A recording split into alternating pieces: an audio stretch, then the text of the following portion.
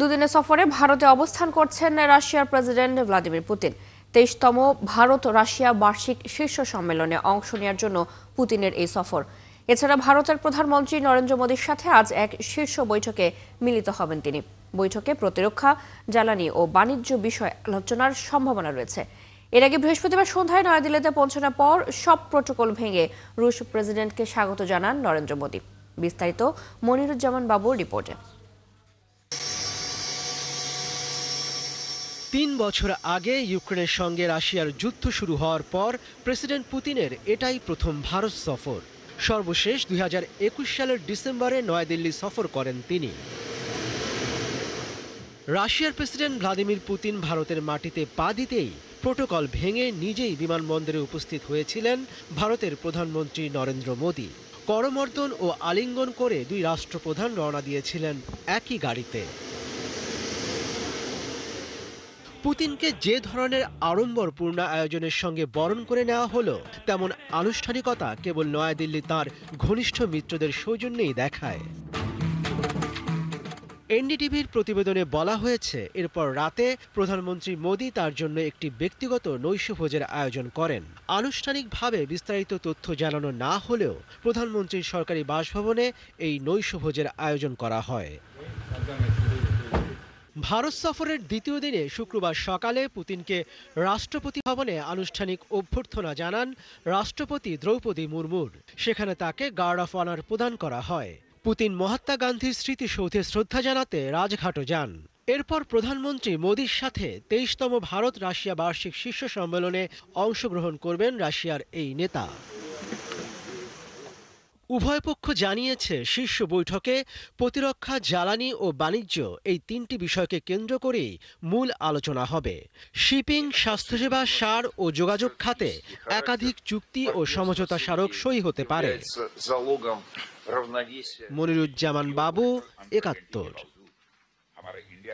রাশিয়ার president Vladimir Putin বলেছেন, যদি মার্কিন যুক্তরাষ্ট্রের রাশিয়ার জ্বালানি কেনার অধিকার থাকে তাহলে ভারতের কেন থাকবে না। বৃহস্পতিবার ইন্ডিয়া টুডের সাথে সাক্ষাৎকারে ভারতের রাশিয়ান তেল কেনা নিয়ে ট্রাম্পের সাম্প্রতিক মন্তব্য সম্পর্কে এক প্রশ্নের জবাবে পুতিন একথা বলেন।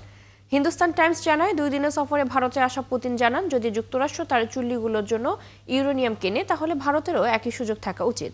এর আগে রাশিয়ার তেল কেনার জন্য ট্রাম্প ভারতের উপর অতিরিক্ত 25% শুল্ক আরোপ করে, যার ফলে গত আগস্টে মোট শুল্ক 50% দাঁড়ায়, যা সর্বোচ্চ দেশের মধ্যে সর্বোচ্চ।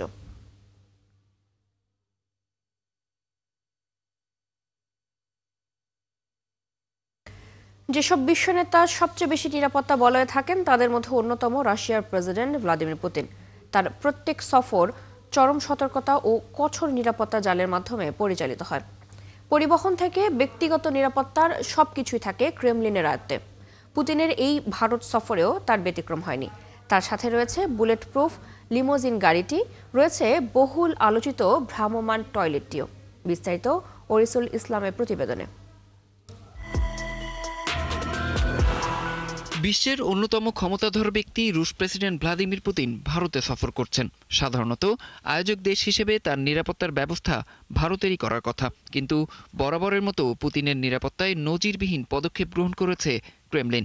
পরিবহন থেকে শুরু করে ব্যক্তিগত নিরাপত্তার সবকিছুতেই রয়েছে রাশিয়ার আলাদা নজরদারি। পুতিনের নিরাপত্তা বহরের আছে তার ব্যবহৃত বিলাসবহুল সাজোয়া লিমোজিন গাড়ি অরাস সেনাট। এটি বিশ্বের সবচেয়ে সুরক্ষিত যানবাহনগুলোর একটি। তার এই গাড়িটি বুলেট প্রুফ হওয়ার পাশাপাশি গ্রেনেড প্রতিরোধীও। এছাড়া জরুরি অক্সিজেন ব্যবস্থা, অগ্নি নির্বাপন প্রযুক্তি ও উন্নত যোগাযোগ ব্যবস্থাও রয়েছে গাড়িটিতে। চৌকস দেহরক্ষীর পাশাপাশি ছায়াবাহিনী রয়েছে রুশ প্রেসিডেন্টের নিরাপত্তায়।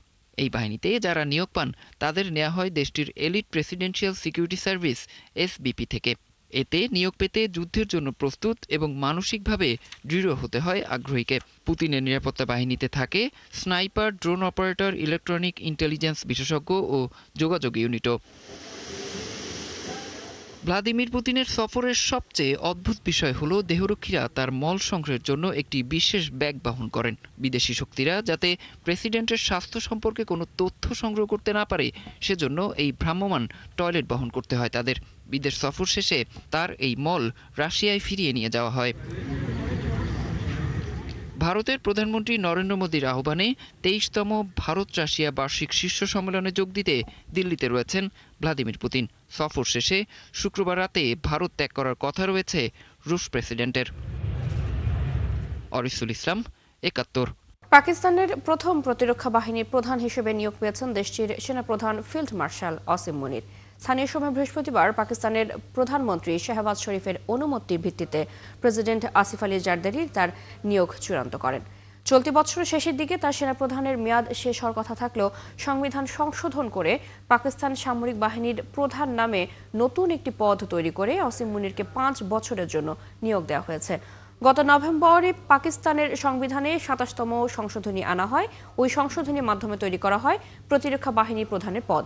এর আগে গত মে মাসে ভারতের বিরুদ্ধে যুদ্ধের পর আসিম মুনিরকে ফিল্ড মার্শাল পদে পদোন্নতি দেওয়া হয়।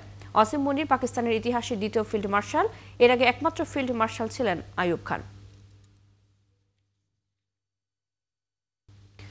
জাতিসংঘের নিরাপত্তা পরিষদের একটি প্রতিনিধি দল প্রথমবারের মতো সিরিয়া সফর করছে। এ সময় দেশটির প্রতি আন্তর্জাতিক সম্প্রদায়ের সমর্থনের প্রতিশ্রুতি দেয় দলটি। বৃহস্পতিবার দামেস্কে এক সংবাদ সম্মেলনে স্লোভেনিয়ার জাতিসংঘের রাষ্ট্রদূত স্যামুয়েল জোবোগার বলেন, সিরিয়ার সার্বভৌমত্ব, ঐক্য, স্বাধীনতা এবং আঞ্চলিক অখণ্ডতার প্রতি স্পষ্ট সমর্থন পুনর্ব্যক্ত করেছে প্রতিনিধি দলটি।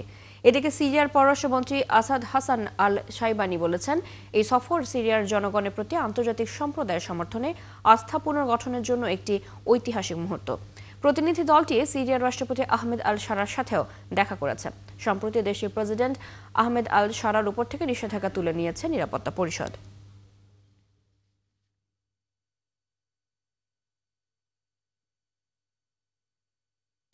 ফিলিস্তিনের গাজায় ইসরায়েল সমর্থিত মিলিশিয়া গোষ্ঠীর নেতা ইয়াসের আবু শাবাব নিহত হয়েছেন বলে একাধিক ইসরায়েলি সংবাদ মাধ্যম জানিয়েছে। হামাসের বিরুদ্ধে ইসরায়েলের হয়ে কাজ করা এবং মানবিক সহায়তা লুটের অভিযোগ ছিল তার বিরুদ্ধে। ইসরায়েলের চ্যানেল 14 প্রথম আবু শাবাবের নিহতের খবর প্রকাশ করে। চ্যানেল 12 জানায়, আবু শাবাব গাজার কিছু গোত্রের সাথে সংঘর্ষে নিহত হন এবং পরে দক্ষিণ ইসরায়েলের সোরোকা মেডিকেল সেন্টারে তাকে মৃত ঘোষণা করা হয়। গাজায় ফিলিস্তিনিদের বিরুদ্ধে ইসরায়েলের যুদ্ধের সময় আবু শাবাব কুখ্যাত ব্যক্তিতে পরিণত হন। তার নেতৃত্বাধীন গোষ্ঠী পপুলার ফোর্সেসের বিরুদ্ধে অভিযোগ ছিল, ইসরায়েল যে অল্প পরিমাণ মানবিক সহায়তায় গাজায় ঢুকতে দিত সেটিও তারা লুট করত। তবে আবু শাবাবের নিহতের ঘটনায় তার দল বা ইসরায়েলি কর্তৃপক্ষের পক্ষ থেকে কোনো আনুষ্ঠানিক মন্তব্য পাওয়া যায়নি।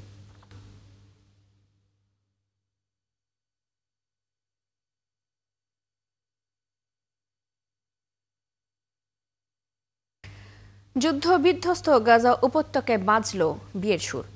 মুহূর্তের জন্য ধ্বংসস্তূপে শোনা গেল নতুন জীবনের ধ্বনি।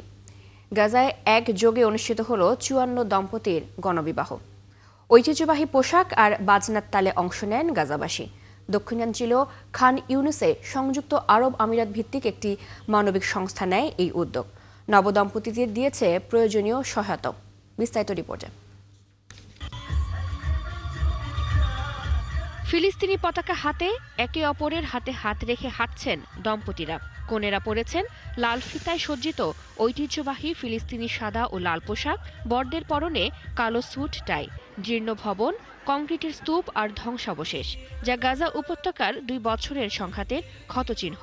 সবকিছু পেছনে ফেলে এভাবেই গাওয়া হয় নতুন জীবনের জয়গান। ইসরায়েলের হামলায় গাজার সর্বত্র ধ্বংসস্তূপে পরিণত হয়েছে। তার উপরে লাল গালিচা বিছিয়ে বানানো হয় অস্থায়ী মঞ্চ। বাদ্যের তালে তালে পা মিলিয়ে একে একে মঞ্চে ওঠেন হবু দম্পতিরা। ঐতিহ্যবাহী পোশাক পরা কনেদের হাতে ছিল লাল, সাদা ও সবুজ রঙের ফুলের তোড়া। 3 ধরনের ফুলের মাধ্যমে ফিলিস্তিনের পতাকা ফুটিয়ে তোলা হয়। তাদের পাশে ফিলিস্তিনের ছোট ছোট পতাকা উড়িয়ে হাঁটছেন বরেরা। মঙ্গলবার গাজার দক্ষিণে খান ইউনিস শহরে চোখ জুড়ানো এই আয়োজন করা হয়। অনুষ্ঠানে 54 দম্পতির বিয়ে সম্পন্ন হয়, যা কোনো প্রচলিত বিয়ে নয়। যুদ্ধের ধ্বংসাবশেষের মধ্যে এটি ছিল জীবনের সাহসী উদযাপন। এই গণবিয়ের আয়োজন করেছে সংযুক্ত আরব আমিরাত সমর্থিত মানবিক সংস্থা আল ফারেস আল শাহিম। প্রতিটি দম্পতিকে দেয়া হয়েছে কিছু অর্থ সহায়তা ও প্রয়োজনীয় সামগ্রী। আমরা ইচ্ছাকৃতভাবে এই ধ্বংসস্তূপের মাঝে জায়গাটি বেছে নিয়েছি এই বার্তা দেওয়ার জন্য যে গাজার মানুষ আবারও ধ্বংসাবশেষ থেকে উঠে দাঁড়াবে, গাজা আবার আনন্দে ভরে যাবে। ইনশাআল্লাহ আমরা গাজার ভবিষ্যৎ পুনর্গঠন করব। অনুষ্ঠানে ফিলিস্তিনের ঐতিহ্যবাহী গান ও নৃত্য পরিবেশন করা হয়, যা দেখতে শত শত দর্শক শহরের একটি চত্বরে জড়ো হন। চৈতি সরোয়ার, ৭১। যুক্তরাষ্ট্র আরও ৩০ দেশের নাগরিকদের ওপর ভ্রমণ নিষেধাজ্ঞা আরোপ করতে যাচ্ছে বলে জানিয়েছেন মার্কিন হোমল্যান্ড সিকিউরিটি দপ্তরের সেক্রেটারি ক্রিস্টি নোয়েম। বৃহস্পতিবার ফক্স নিউজে দেয়া এক সাক্ষাৎকারে এই তথ্য জানান তিনি। এই বছরের জুনে ট্রাম্প একটি ঘোষণা জারি করেন, যেখানে ১২টি দেশের নাগরিকদের যুক্তরাষ্ট্রে প্রবেশের নিষেধাজ্ঞা এবং আরও ৭টি দেশের ওপর ভ্রমণ সীমাবদ্ধতা আরোপ করা হয়। সুরক্ষা ও বিদেশি সন্ত্রাসী হুমকি মোকাবিলার যুক্তিতে এসব পদক্ষেপ নেওয়া হয়। ক্যারিবিয়ান সাগরে সন্দেহভাজন মাদকবাহী নৌকায় আবারও হামলা চালিয়েছে যুক্তরাষ্ট্রের সামরিক বাহিনী। এই হামলায় ৪ জন নিহত হয়েছে বলে নিশ্চিত করেছে পেন্টাগন। সামাজিক যোগাযোগ মাধ্যমে এক্সে দেয়া পোস্টে ইউএস সাউদার্ন কমান্ড জানিয়েছে, সর্বশেষ হামলার নির্দেশ দেন প্রতিরক্ষা মন্ত্রী পিট হেক্সাট। আন্তর্জাতিক জলসীমায় একটি সন্ত্রাসী সংগঠনের পরিচালিত নৌযানে তারা এই হামলা চালায় বলে জানায়। এই ছিল আজকের আয়োজনে। বিশ্বের আরো নতুন কিছু খবর এবং বিশ্লেষণ নিয়ে আগামীকাল সকাল ৯:৩০ আবারও হাজির হবে বিশ্বযোগ। চোখ রাখুন ৭১-এর ফেসবুক পেজে, সাবস্ক্রাইব করুন ৭১-এর ইউটিউব চ্যানেল। ৭১-এর সাথে থাকুন।